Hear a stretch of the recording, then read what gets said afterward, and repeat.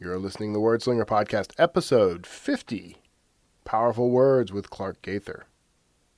Word. If you would like to support this program, or any of Kevin Tomlinson's work, then we invite you to become a reader. Get the Kevin Tomlinson Starter Library for free at kevintomlinson.com/starter library. It's the Word Slinger Podcast, where story matters. Build your brand, write your book, redefine who you are. It's all about the story here. What's yours? Now, here's the guy who invented Pants Optional, Kevin Tomlinson, the Word Slinger. Word Slinger. Welcome, everybody, to episode 50. That means we've been doing this 50 times. We've done this 50 times. You've sat where you're sitting, and I've sat where I'm sitting 50 times. Actually, I've sat where I'm sitting. There's no telling where you were sitting at the time. Wow. I mean, it's been a year. It's been over a year since I started this podcast. And, I had the 1-year anniversary a couple of weeks ago, and you can hear that. That was my interview with Andy Weir. And didn't quite manage to stretch out the 1-year anniversary or match it up, I guess, with the 50th anniversary, but whatever. Technically, it should be the 52nd episode that is the 1-year anniversary, right? So, whatever. I managed to survive a whole year, and you did too. And thanks for tuning in. And what better way to celebrate or to note the Word Slinger Podcast 50th episode than to talk about powerful words. Today we're going to be talking with Clark Gaither, who is the author of a book called Powerful Words. It's got a pretty cool story. I think you're going to dig it. You'll learn a lot from it. He had some experiences in his life that are you would call tragic and unfortunate in a lot of ways, painful in a lot of ways. So I think a lot of you may be able to relate. He suffered through some things. He suffered some setbacks in his life, but managed to figure out a way to turn that around and come back and be better and stronger than ever. So that's definitely a message we like on the Word Slinger Podcast. I'm hoping that's the kind of message you're tuning in for. So this 50th episode celebration, but we're having a lot of celebrations in the past few weeks, but this 50th episode celebration is all about that. So I'm not going to keep you from that. I want to get into that interview right away. I want you to take some inspiration from that. Stick around after the show. We'll do our wrap up as usual. We'll talk about some cool stuff, some things that are going on. I want to call your attention, by the way, to the Self-Publishing Answers podcast. If you are an author or you want to be an author, there's kind of an author focus on this show. It's not really about being an author here. It's about unconventional careers and how that ties into, making your life better, choosing the life you want, that sort of thing. So that's what we're really about on the Word Slinger Podcast. I am an author, and, if you want to support me, as my robo-announcer guy says, go buy my books. Get the starter library at kevintomlinson.com/starter library and check that out. But the show itself hasn't necessarily been about authors or writing in particular. It's just so happens that writers tend to have that unconventional lifestyle in one way or another, or someone who has an unconventional career ends up writing a book. That's just the way it works out. So stick around. I want to talk about Self-Publishing Answers after the interview, as well as maybe a couple of other things. And I'm here for you. So enjoy this 50th episode, not anniversary, celebration. And enjoy this interview with Powerful Words author Clark Gaither. Hey everybody, thanks for tuning in. Now today I'm talking with Clark Gaither, who is, he's the author of a book that I'm really enjoying right now. I've nearly completed it, Clark, and I apologize. I didn't get to finish it before we got on air, but I'm really enjoying it. I'm getting a lot out of it. And that book is Powerful Words, and it's really worth picking up and reading. And Clark, I'm excited to have you on the show. Thanks for joining me. No, listen, thanks for having me on. I love doing these things. Yeah, these are fun. It's a great chance to kind of connect with people. I think I started this whole thing so I'd have an excuse just to talk to anyone I wanted to talk to. Yeah, I get that. I mean, why else? That's why I wrote the book. Why else write one if you don't want to connect with people? Exactly. So yeah. tell us a little about the book. What's the premise there? Well, the premise is the title, Powerful Words. It's the book at its basis is really about the glorious magnificence of change and choice and struggle. Now, we don't often look at those things in that way, but we should. We really should, because Yeah. all the experiences we've had in our life, we tend to remember the ones that perhaps were very difficult, hard, or even painful. But more times than not, you come out on the other side in a better place, in a better position. So we should really be thankful for those events. And the book is really about getting in touch with the words and stories of our lives and sharing those stories with other people. And when you do, you can connect with them on an emotional level. And because whatever you've been through, I know we all think we're so unique that we're the only ones having our particular problems, but I can guarantee you someone else out there is wrestling with the same difficulty. And when you share your story about how you experienced it and what you did to overcome it, they will connect with you on an emotional level, and you will help them. And that's how a lot of times we can transform our pain into something very positive and constructive. Yeah, and that's one of those like life lessons. It's very difficult for people to learn is how to take something tragic and painful in your life and turn it into something good. I mean, what would you say? I mean, how does that work? I mean, how do you start doing that? Well, there's an old Norwegian saying that life is the best teacher, but the tuition is very high. I like that. And yes. that is so true. And I tell people all the time that I spent the first 2/3 of my life learning how to live the last 1/3. Yeah. It's a shame it took that long for me, but that was my journey and my path. I'm just thankful that I have come to some realizations I'm 60 years old now, and I'm thankful I've come to the point I am at my life where I can be thankful for the rough times, because it was really those times that allowed me to pivot or change direction or even reinvent myself. We hear that term all the time, and you can see people in the public space who have really done a marvelous job of reinventing themselves. Yeah. And not staying complacent. And so when I look back at those events, I can be thankful for them now. And one in particular, I am a recovering alcoholic. I've been sober for 25 years now. And while I didn't set out one day to become an alcoholic, I didn't wake up one morning and say, "Gee, I think I'll ruin the rest of my life and not only my life, but the lives of some of those people around me who care about me." It wasn't that way, but that's what happened. And you can look at that and say, well, how dreadful. But I can tell you I came out on the other side of that better than if I had never become alcoholic and then a recovering one.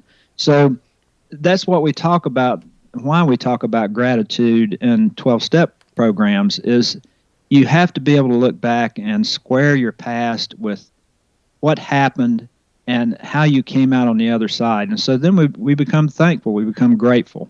Yeah, and no matter who you read, it seems that gratitude is the heart of any like good, solid forward movement. And I imagine it's very difficult. I mean, I know that it's very difficult to find something to be grateful about in tragic moments. I mean, I've had loved ones pass away, and it was devastating. And coming out of the other side of that and trying to be grateful about it seems unnatural to me.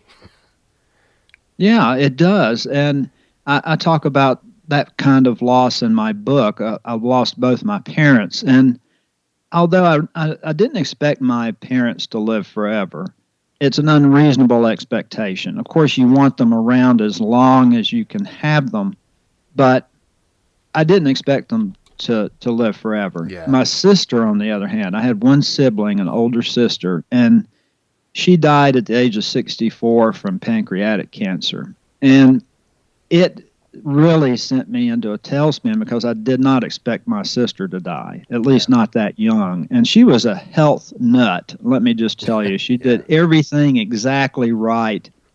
And still, she came down with the diagnosis of pancreatic cancer.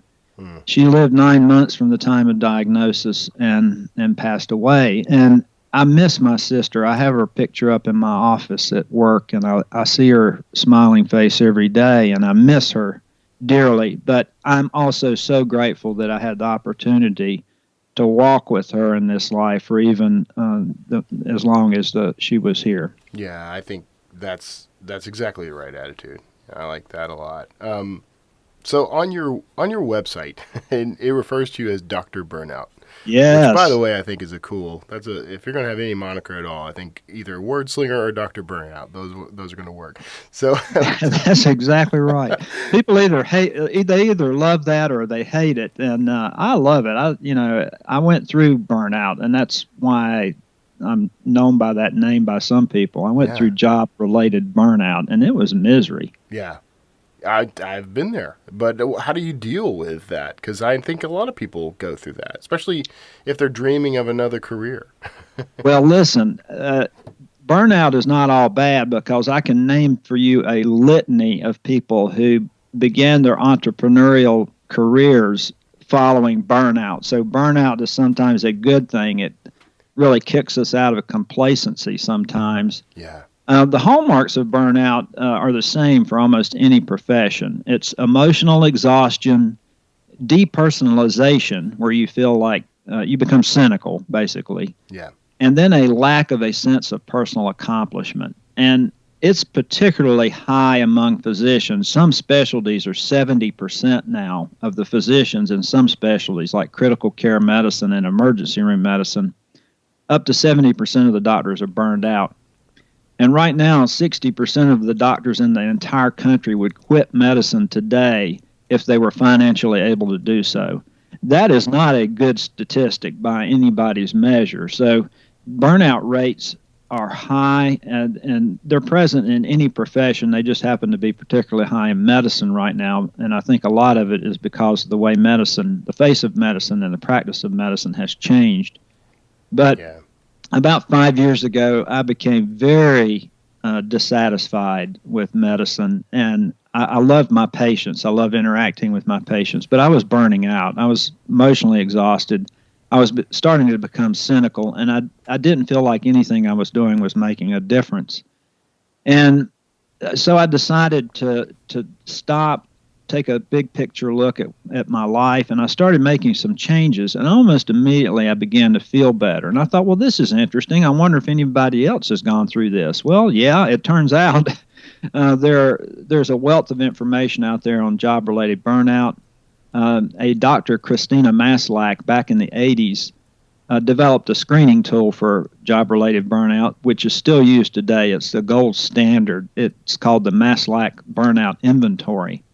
Okay. And I scored high on that inventory initially, and then with just making a few changes, things began to get better. And so I started reading about burnout, and that led to doing some talks on burnout. And then the next thing you know, I'm coaching other physicians on burnout and other professionals who are suffering from job-related burnout.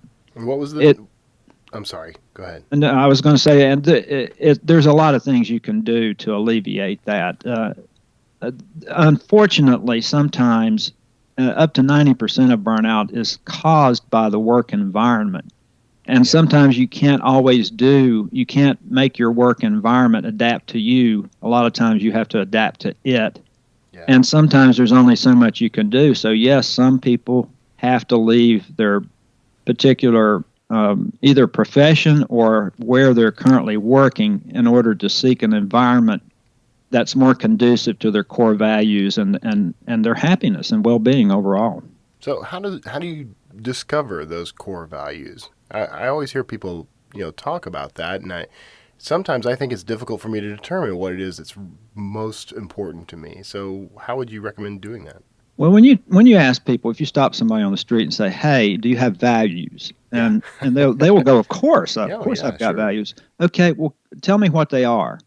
Well, they might get off one or two values, but sometimes they're really left to guess. Well, what do I stand for? What is important to me? And I think if you talk about self-identity, and that's knowing who you are, what you want, what you like, what you don't like, and being able to express that, it begins with knowing what your core values are. And everyone has a set of core values, even if you don't know what they are, even if you can't name them.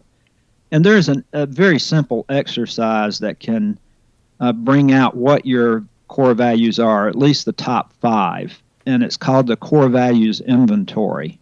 And I have that in my book. It's one of the chapters, first chapters in the book is a Core Values Inventory. It's a series of questions and exercises that leads the reader to discover what their top 5 core values are. And there's actually a list in the back of the book of 400 core values. People say there can't be that many values. Well, yeah, there actually are, and there's probably more than 400. Probably more, yeah.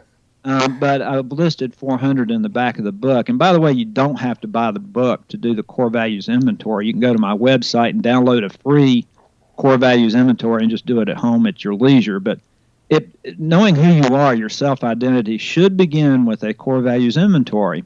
Because if you are dishonoring your core values, your life is probably in disarray and you're probably miserable. If you are honoring your core values, you're probably having a pretty good life, and most of the time you're probably happy. Yeah. And you can use your core values in anything you do, in any capacity you choose. If you have a business where you're entrepreneurial, you certainly would want some of your core values in your vision statement or your mission statement. And because when you use them, you tap into a passion that people can recognize. Not only do they recognize it, they feel it, when you talk about your business, because when you use those powerful words, those words of power that have meaning for you, that emotion transfers to other people who get it. Yeah. And those are your customers. Those are the ones you want in your camp. Those are your loyal followers, your tribe members. And so you should use your core values in anything you do, even making a purchase.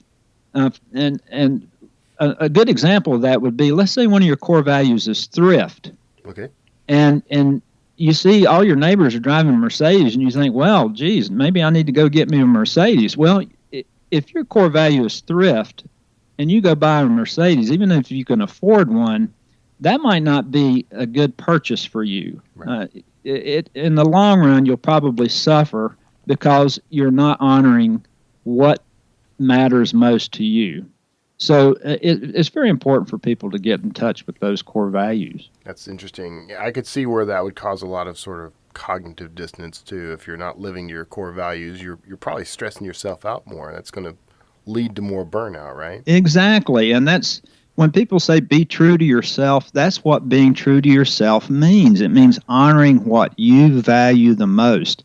And one of the mismatches between a job and an individual that leads to burnout, there are 6 major mismatches, but one of them is conflicting values. And that's a big one. If your company is asking you to do something you feel is unethical or amoral or not in the best interest of the individual or the client or the patient or the customer, then that sets up a big internal conflict, and you will grow to hate what you do if you're constantly in conflict with your core values.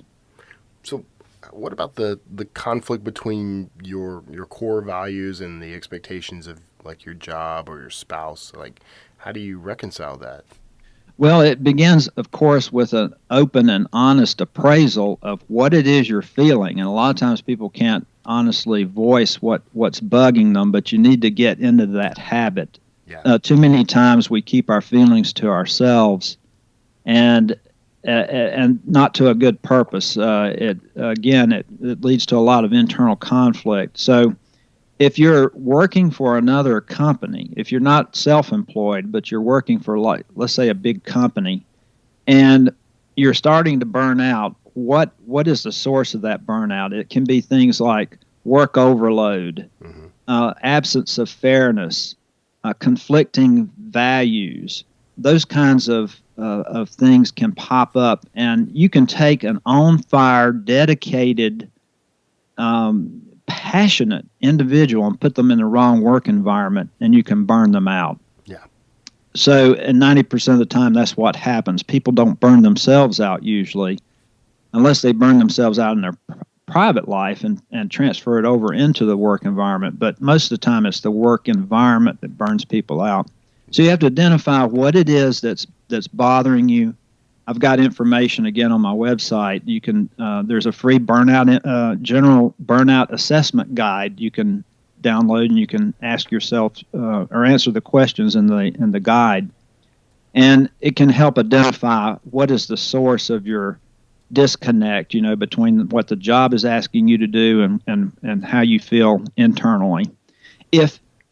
Once you identify those problems, if you go to your employer and say, "Look, I'm so stressed because I've been given 2 or 3 different people's workload to take care of," which is not that unusual these days as companies trim costs and they've eliminated positions and employees. That usually means somebody else has to do the work. You end up having to do the work of maybe a couple of different people.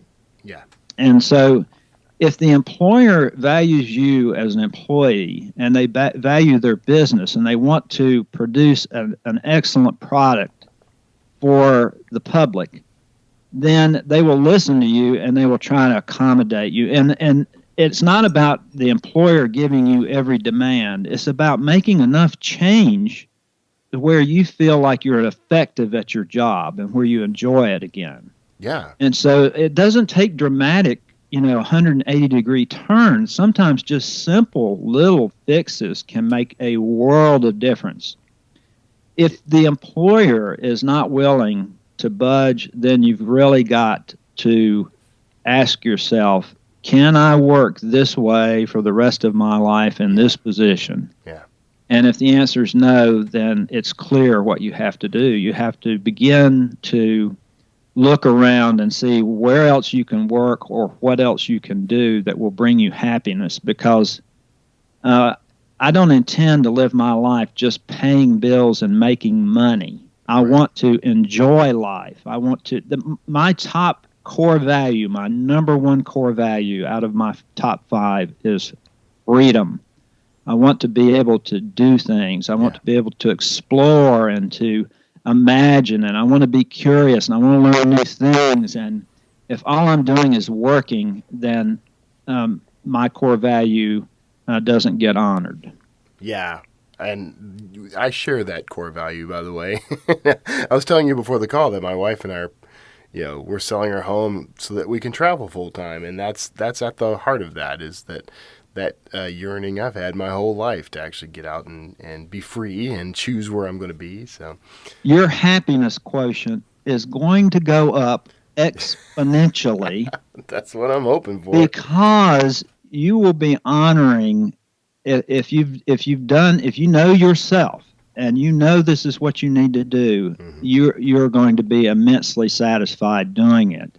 That doesn't mean, by the way, it's going to be easy, that it's going to be perfect, that things won't happen that discourage you, because it's still living life on life's terms. Yeah. But overall, in general, big picture, you are going to love it because you are going to be honoring your core values. Yeah, we're thrilled. I'm really excited. I'm excited for you. Yeah. That's one of those little dreams I've tucked back in the back of my cerebellum there somewhere, is get an RV and just hit the road. Sometimes I think it's just to escape, but how fun. I mean, I love to travel, and I love to see new places and new cultures and new food and meet new people, and that's a brilliant, hands-on way to do it right there. Well, and today with technology lets us be anywhere to do the work we do. I mean, absolutely, everything I do is remote. So yeah, that's going to be fantastic. Yeah, we're no longer tethered to an assembly line. Thank goodness. I mean, if you're in manufacturing, I don't mean that derogatorily, because if that's what you love, you should be making things, and we need people to make things. But if you're more of a free spirit and you're in an assembly line and you're hating your job and you feel like your life, you're not making any difference, then perhaps you need to take a good look at what you should be doing. Yeah. And we all need to pursue our purpose with passion. And some people just give up on their purpose, and some people don't know what their purpose is. And I really feel like it's a tragedy to go through life and not know what it means to feel driven to want to do something and then go out and try to do it. Yeah. I've known so many people who thought like that and felt like that, and they're among the most bitter people that I know. And they're just disappointed with everything all the time. Mm-hmm. Nothing brings them joy. And they feel like it's the real tragedy is they feel like life has done this to them. Exactly. Yeah. Yeah. And it's really the choices that they've made. And it seems so pat, though, to say to them that, it's your choices, that you can choose your way out, and it doesn't feel like that when they're inside. I mean, what do you say to someone when they're like that? How do you talk to them? Well, you just have to keep encouraging them. Everybody's path is different, and none of us were born with a roadmap. I certainly wasn't. And, people would slap me when I was an active alcoholic. People would slap me on the back and say, why don't you just quit? Well, they wasted their breath and my time. If it was that easy, I would have done it, right? Exactly. Yeah. And a lot of times, in my case, the addiction took away my choice. I really didn't have a choice. I had to drink. And the choice was either, what am I going to drink and how much? I mean, that was my choice. It wasn't not to drink or to not drink. Yeah. And so, but a small window of opportunity, we're all presented with opportunities as we march along through life. Every now and then an opportunity will open up for the active addict, and it is up to the addict to accept that opportunity. And if they don't, that is a choice. Yeah. And I made many choices not to get sober before I eventually did make the choice to get sober. And so I delayed my recovery by choosing in a way that did not honor my core values. And so eventually I was faced with a really grim decision of either leaving my residency training program or going off and get to a treatment center for alcoholism. Yeah. It was demeaning. I felt guilty. I felt like, well done. I mean, I couldn't get any lower than I was at that moment. I'd really kind of hit a bottom. But a choice was presented to me, and thank goodness I took advantage of it, and I've never looked back. Yeah. That's excellent. And I know so many people who deal with, addictions and those sorts of drives, and it's not as simple as saying to them, make a choice.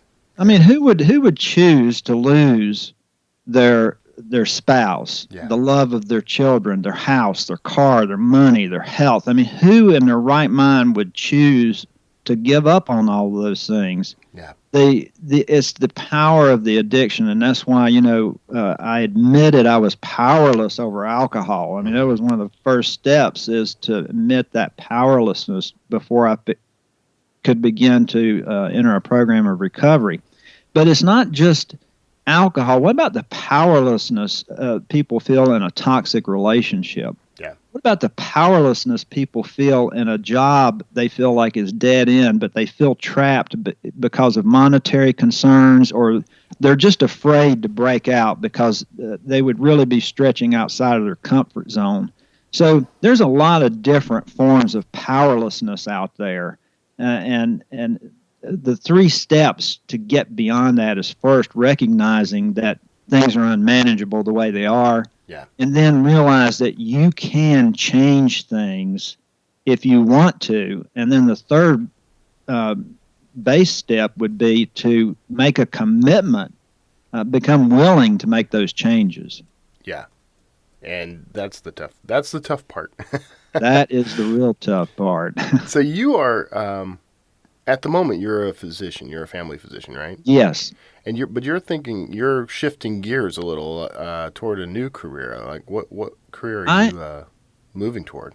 I am shifting a little bit, my gears, however you want to. I'm starting to stretch a little more. A few years back, something very tragic happened to me personally. It was the end of my marriage, and it was unexpected. It wasn't something I thought would happen. It wasn't something I wanted to happen, and it certainly wasn't anything I was expecting, but that's what happened. And it really did send me into a tailspin. I cried for 4 months, I think, and didn't sleep. And since I'm a recovering alcoholic, I didn't take any mood-altering substances. So I didn't take any sleeping pills. I didn't take any anti-anxiety medicine or any antidepressants. And because I knew that as bad as I felt, that it wasn't going to last forever. And I'd already adopted the attitude that on the other side of this, I don't know what it is. I can't see clearly yet what it's going to look like, but I know it's going to be okay. And I know I can come out better on the other side if I just be patient. And that's exactly what happened. I started blogging within 6 months, maybe 9 months of the end of the marriage. That led to a podcast that I had myself for 6 months. It led to me writing the book, which you're currently reading. And then I started doing more speaking on some of these subjects. And so my life has branched out in different directions, and it feels pretty darn good. I want to take advantage of some of these new opportunities. So I'm going to be scaling back my medical practice over time.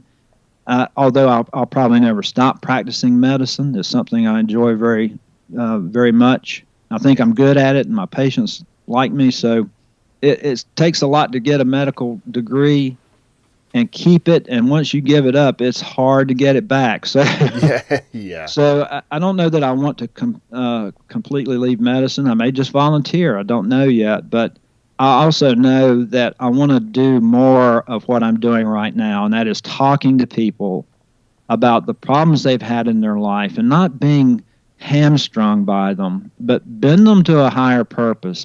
But take your pain and repackage it in a way that can help other people, and that's how you get past it. That's really how you deal with past tragedies and traumas, is bend them to a higher purpose and begin to help other people with your story. Yeah. Yeah, that's exactly, that's one of the things that, that's a core value, I think, of mine, is that notion that, and it's not really getting ahead, but I mean, it is that my success depends on how much success I help build in the world. That's the way I choose to perceive it. Yeah. And I think that's probably that's one of your core values too, right? I mean, that's what it feels like. My number 5 core value is sharing knowledge or teaching. Yeah.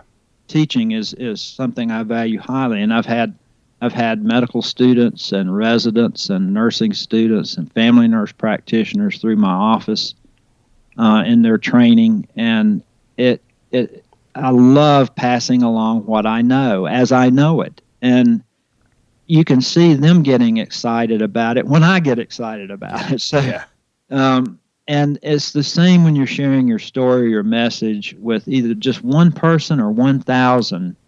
You can see the faces of the people that are listening, and you know some of those people they're looking not only at you, they're looking into you because you have connected with them on some emotional level, and you know that you're being helpful. Yeah. And what greater, there's just not a greater feeling that I've stumbled across than that. Yeah. So what's your career looking like from here though? Are you consulting? You doing a lot of public speaking? I mean, what? Yes, I do some consulting work for businesses that feel they may have a burnout issue. Okay. I coach people who, not just physicians, but any professional who feels they have job-related burnout, or if they feel they're stuck. I do have coaching services for that. I do speaking on burnout. I do motivational type talks as well. Yeah. And I have a blog. I put up a blog post every week.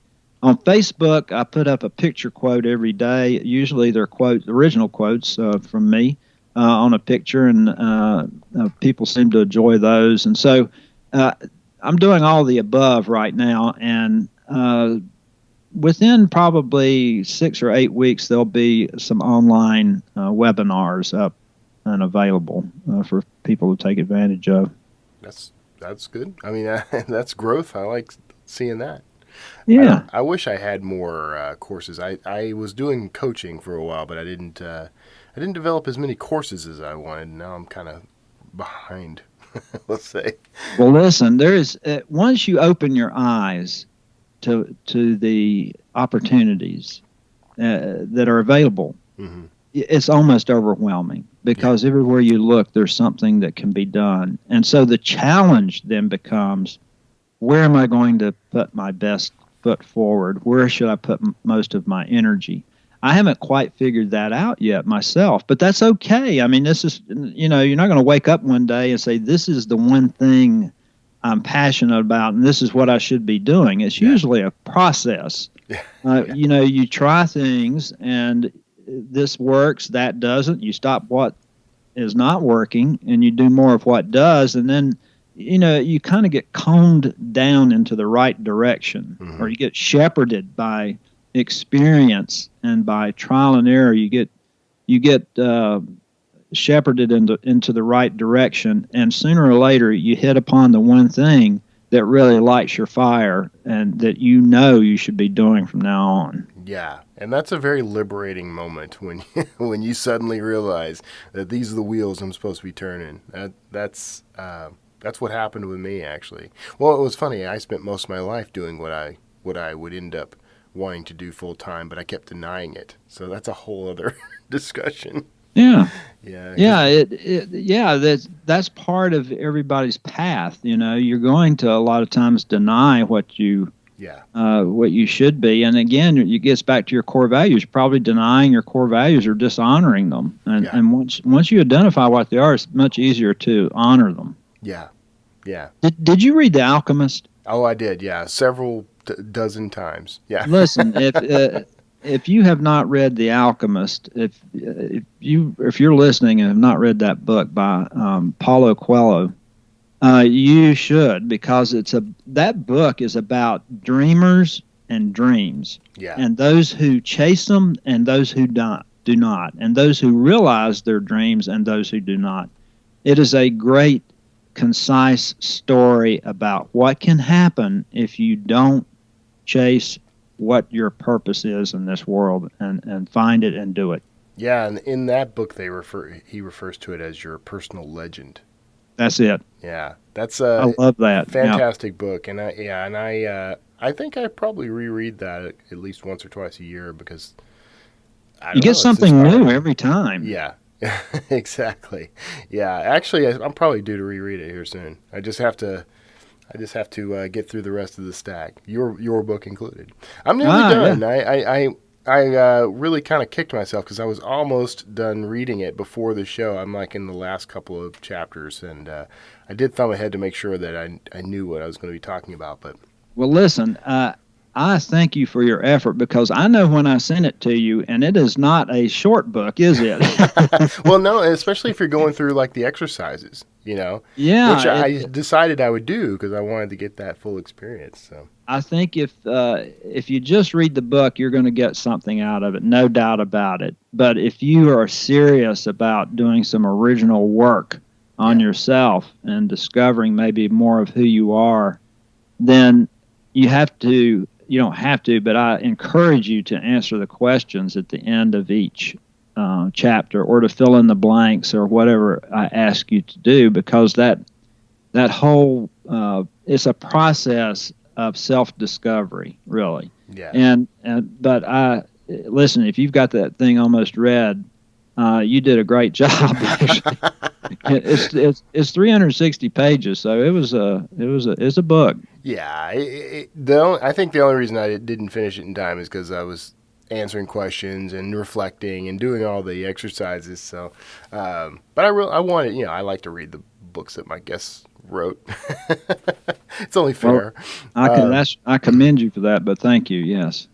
So, you have in that book, speaking of which, you have a foreword from Dan Miller, and some of my listeners may know him as the guy who wrote 48 Days to the Work You Love, which is absolutely the book I discovered. So how'd that relationship come about? Did you do you know him personally, or did he just? I do know him personally, Fantastic. and so I can actually call him friend. And he is such a wonderful man. Yeah. I was blogging quite a bit a couple years ago, and actually it was a year ago this past December.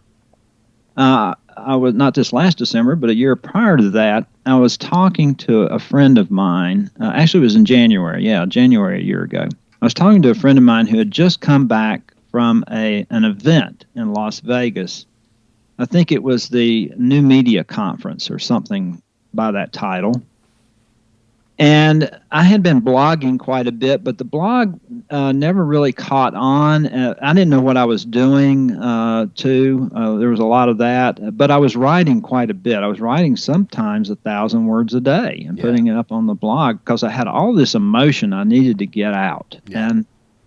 And she was talking about this New Media Conference, and she had heard a speaker. His name was Dan Miller. And she began to talk about what he talked about at the conference. And I said, well, that sounds pretty interesting. I need to check him out, which I did. Yeah. At the same time, she told me about Cliff Ravenscraft and this thing called podcasting. Well, I never heard of a podcast. I didn't know what podcasts were. But the more she talked about it, the more excited I got about it. And so I took Cliff's course. Cliff Ravenscraft is known as the podcast answer man. Yeah. And so I took his course and went from knowing absolutely nothing about podcasting, and 6 weeks later I had a podcast up on iTunes, and actually did that for 6 months. Yeah. My first effort was it was unfocused. It was really generic.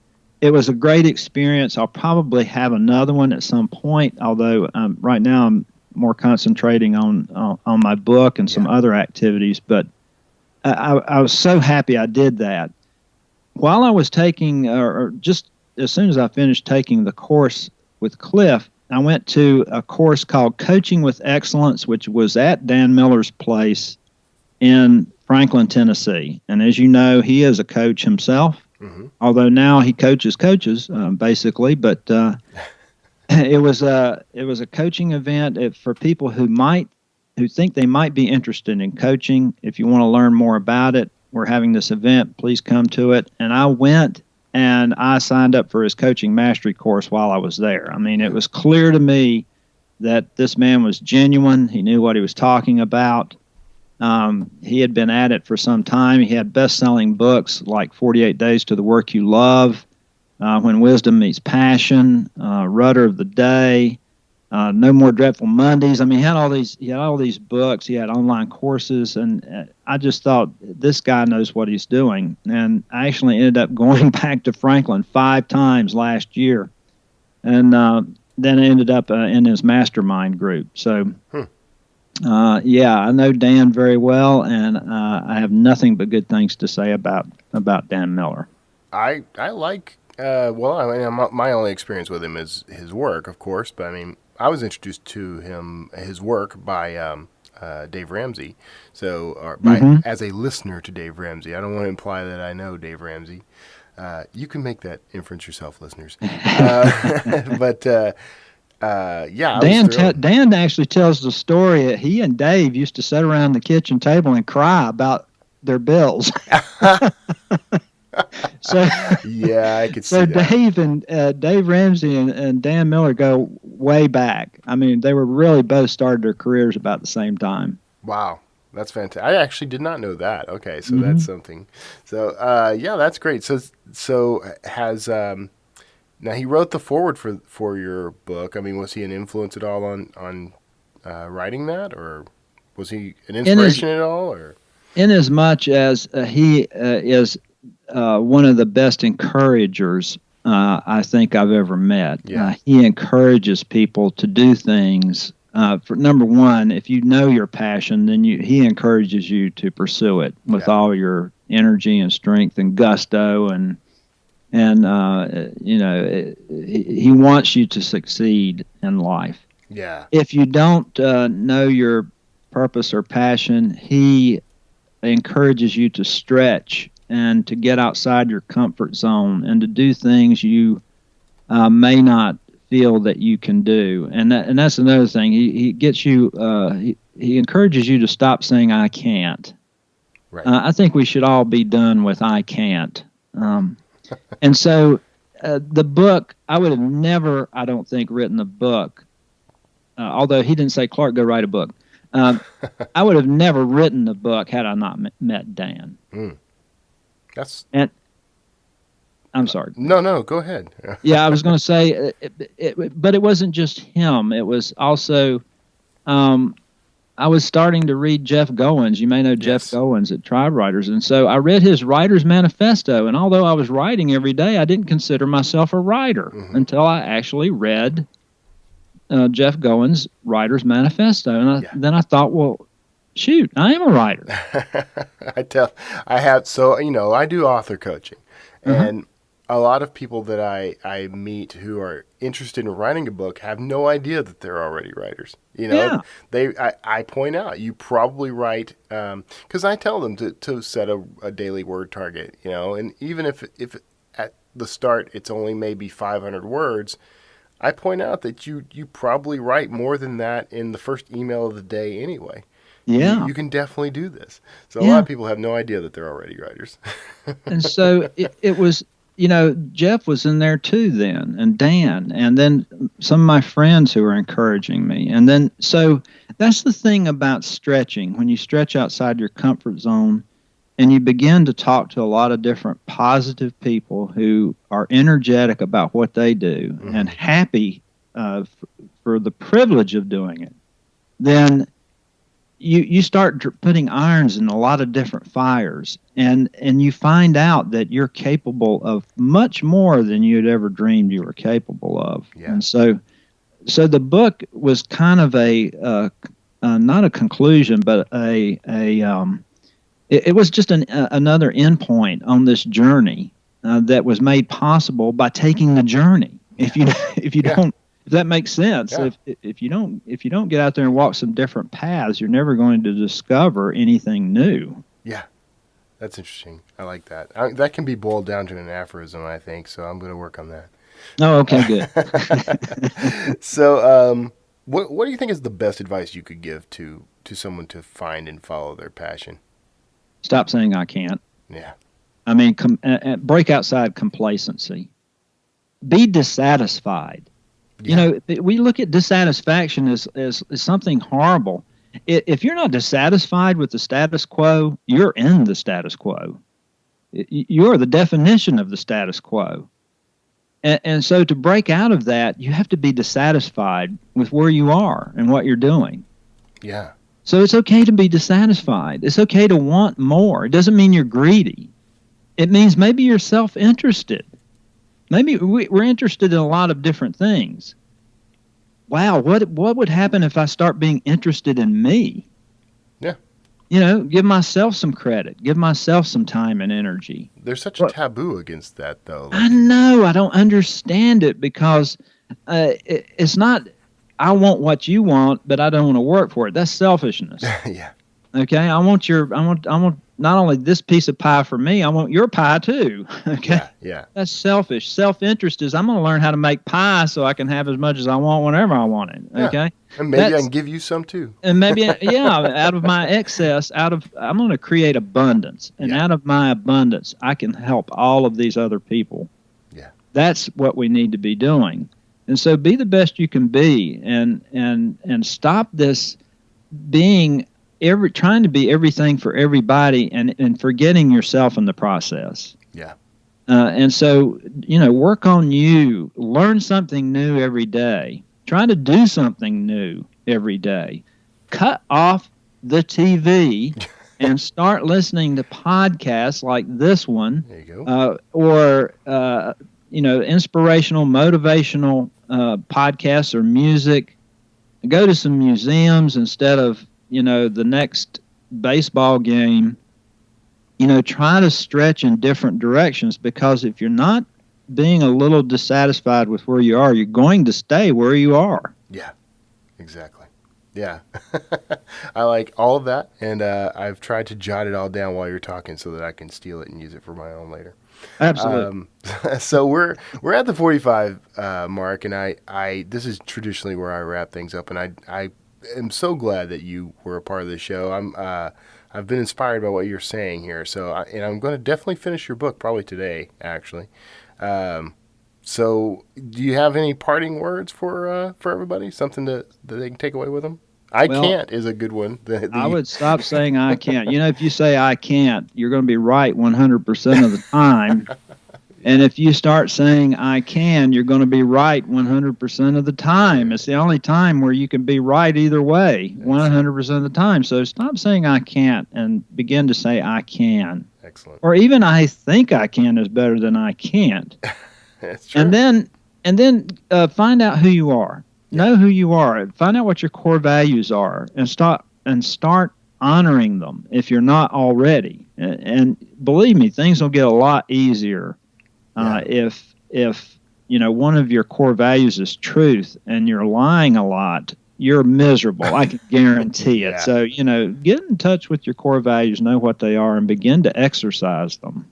There you go. And you can go and start that journey at clarkgaither.com, which you'll find in the show notes, where you can get there are some free downloads there you can check out. And then one of those is the core value inventory. So I'll send everybody over your way, Clark. Thanks so much for being on the show. Listen, thank you so much for having me, and I hope someone has heard something they can use. At least one person has. So, all right, everybody, hang around. I'm going to do my wrap up at the end of the interview, just like always. It's been great talking to you, Clark, and we'll have to do it again sometime. We'll chat with you again soon. Absolutely. Take care, everybody. So that was the interview, as you may have figured out. And this is the wrap-up. I don't know why I do that. I actually always seem to kind of call out things like that. I used to get criticized for that and made fun of by my friends when I would announce everything I was doing. Like, I'm going to go to the bathroom. And just, for some reason, feel the need and the compulsion to let everyone else know what I'm doing. I wanted to talk to you a minute about the Self-Publishing Answers podcast, because there's a lot going on over there that I think you would dig. Now, if you're not aware, I'm one of the hosts on that show now for a long time. So it started with Nick Thacker, who is an author. He's also done a lot of coaching. He at one point I was one of his coaching clients. I went to him just kind of looking for some advice on what I should do to kind of break things open. I'd had books out for quite a while, wasn't seeing much traction. Decided I would start, putting my money where my mouth was and getting some advice and that sort of thing. And so I talked to Nick, and we hit it off, and I approached him, I don't know, maybe a month later, with the idea of maybe the two of us collaborating on something. And it just sort of rocketed from there. And he happened to have a podcast at the time. I had just started my podcast around the same time, a little after he did. To be honest, I love the whole podcasting atmosphere. I was listening to the self-publishing podcast and really liked the dynamic of having co-hosts. So I kind of just ran the idea by him, like, hey, would you object to me coming on the show, to me kind of just palling around with you? And that went really well. And then, let's see, more than a year later, I interviewed Justin Sloan on this show, and he was listening in, and I told him, we can get him on the Self-Publishing Answers podcast as a guest.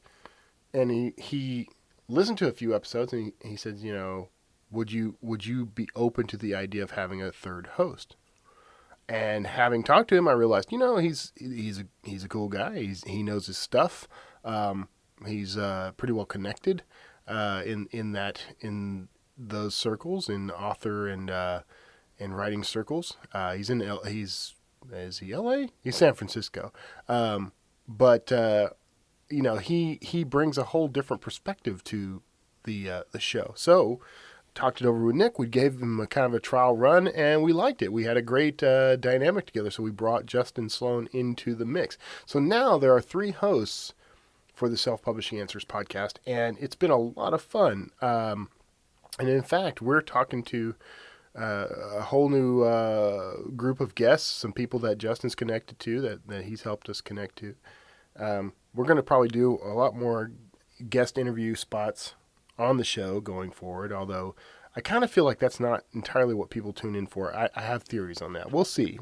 But you should definitely check it out. I think there are maybe 3 episodes with the 3 of us so far. And you can check those out. If you go to spapodcast.com, you'll be able to tune in. You can subscribe from there, I believe, to the RSS feed. You can also find us on iTunes and Stitcher. And if you do, and you go listen, do me a favor, and do the same for this show, please. Go to iTunes and Stitcher, find these shows, rate them with stars. I prefer 5 stars. and give us a written review. They really help. I don't get nearly enough written reviews, so I'm going to start asking for that. I'm asking you right now. Go and review the show. It helps people discover the show. It helps the show do much better. I need it. Same for the books. Always need reviews for the books, but the show, if you like the show and you like what I'm doing here, rate it and review it, and do the same for Self-Publishing Answers podcast. So go check that out. spapodcast.com is the landing page. It's going to evolve. Things are changing. We're changing our format a little. We've got a new intro and everything that we're working on. It's getting cool. It's getting very cool. So, all that said, we are also, Nick and I, he and I are business partners. We recently launched the kind of public beta of author.email. Well, there are some big things coming on the horizon for that. So, if you're an author, and it's only open to authors. We don't offer this mail service to anyone else. So, authors only. If you have a book, if you're publishing, you qualify. But come on by author.email, or if you're more comfortable with it, authoremail.com. Both of those lead to the same place. And from there, you can sign up to get into the public beta. Right now, it's sort of an invite-only kind of thing. But we have set up a mail service that rivals MailChimp. And once we get this going, I mean, you're going to be able to you can get a list of up to 1,000 people for free. But then after that, it's only $10 a month.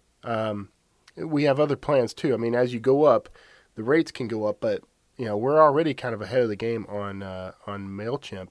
And you start with the ability to do autoresponders and drip campaigns, which if you are familiar with MailChimp at all, you do not get that on the free MailChimp service. So, it's becoming a big deal. It's getting bigger. We had talks with someone. I don't want to name anybody yet because we haven't finalized anything, but we've got some talks with some pretty big names out there who are on board with this thing. They love the fact that it's a service designed by authors for authors, which is what we loved. So, there you go. Author-related stuff. That's pretty much the wrap for that. If you are a regular listener, then you can call me and ask me anything. If you call 281-809-WORD, that's 281-809-9673, you can leave me a voicemail to ask me anything you like. I will play that on the show and answer it for you.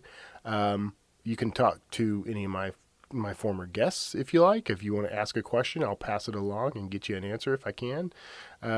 And you can suggest topics for upcoming shows. If there's somebody you'd like to hear me interview, or there's some topic you'd like to hear me cover, or you got any question whatsoever, just ask. Call me at 281-809-WORD. That's 281-809-9673. You can also visit me online at wordslingerpodcast.com, where you can leave me a voicemail from that page if you like, or you can also send me an email.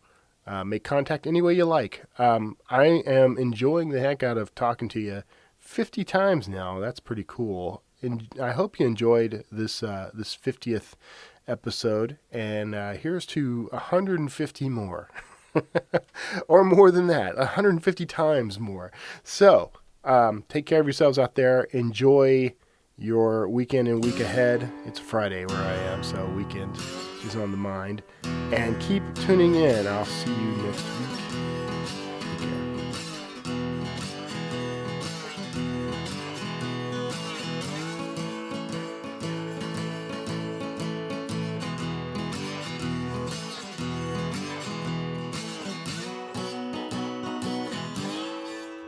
word slinger.